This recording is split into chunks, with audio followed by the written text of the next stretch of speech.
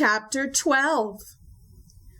Meanwhile, when a crowd of many thousands had gathered, so that they were trampling on one another, Jesus began to speak first to his disciples, saying, "Be on your guard against the yeast of the Pharisees, which is hypocrisy.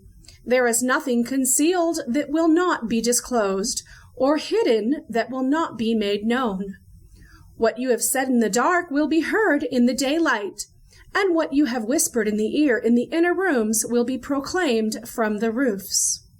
I tell you, my friends, do not be afraid of those who kill the body, and after that can do no more. But I will show you whom you should fear. Fear him who, after your body has been killed, has authority to throw you into hell. Yes, I tell you, fear him. Are not 5 sparrows sold for 2 pennies? Yet not one of them is forgotten by God. Indeed, the very hairs of your head are all numbered. Don't be afraid. You are worth more than many sparrows. I tell you, whoever publicly acknowledges me before others, the Son of Man will also acknowledge before the angels of God. But whoever disowns me before others will be disowned before the angels of God. And everyone who speaks a word against the Son of Man will be forgiven. But anyone who blasphemes against the Holy Spirit will not be forgiven. When you are brought before synagogues, rulers, and authorities, do not worry about how you will defend yourselves or what you will say, for the Holy Spirit will teach you at that time what you should say." Someone in the crowd said to him, "Teacher, tell my brother to divide the inheritance with me." Jesus replied, "Man, who appointed me a judge or an arbiter between you?"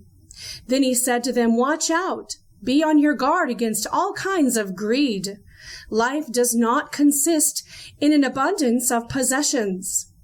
And he told them this parable. The ground of a certain rich man yielded an abundant harvest. He thought to himself, "What shall I do? I have no place to store my crops." Then he said, "This is what I'll do. I will tear down my barns and build bigger ones, and there I will store my surplus grain.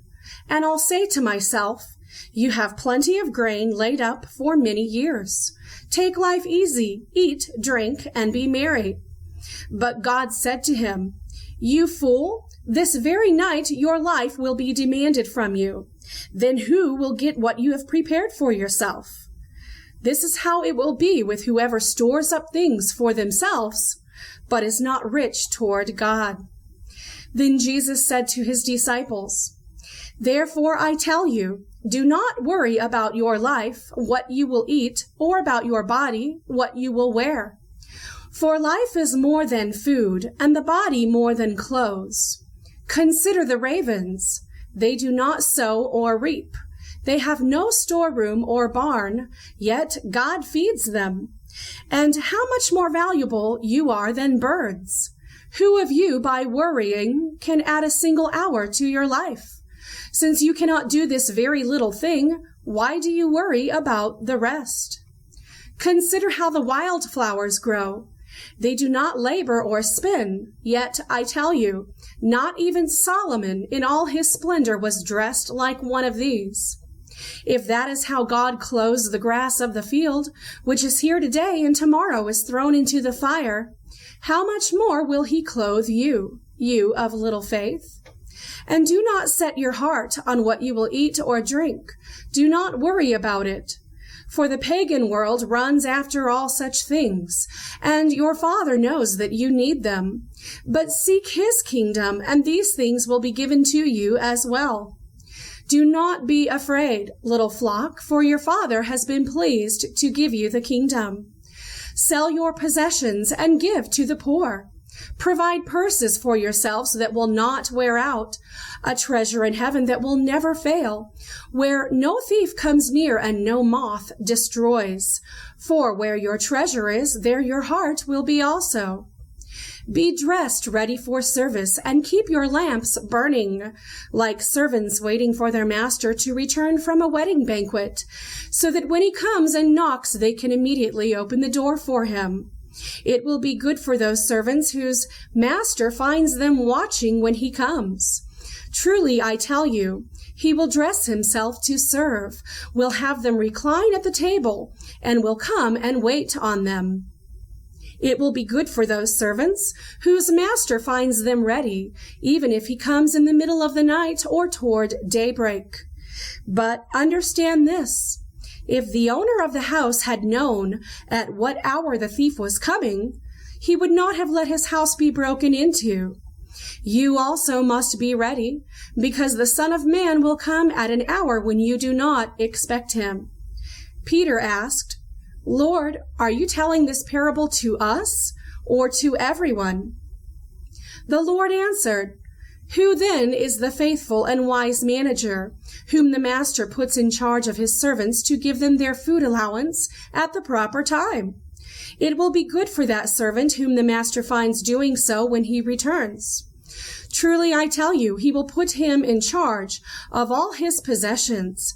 But suppose the servant says to himself, My master is taking a long time in coming, and he then begins to beat the other servants, both men and women, and to eat and drink and get drunk. The master of that servant will come on a day when he does not expect him, and at an hour he is not aware of. He will cut him to pieces and assign him a place with the unbelievers.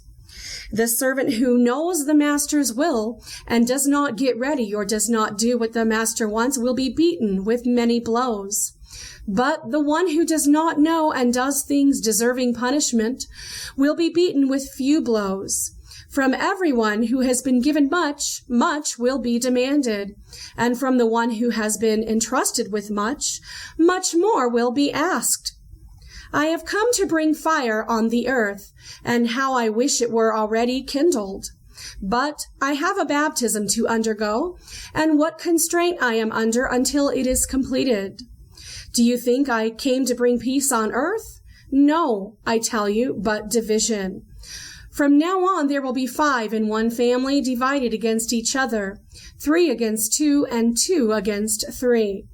They will be divided, father against son, and son against father, mother against daughter, and daughter against mother, mother-in-law against daughter-in-law, and daughter-in-law against mother-in-law. He said to the crowd, When you see a cloud rising in the west, immediately you say, It's going to rain, and it does. And when the south wind blows, you say, It's going to be hot, and it is. Hypocrites, you know how to interpret the appearance of the earth and the sky. How is it that you don't know how to interpret this present time?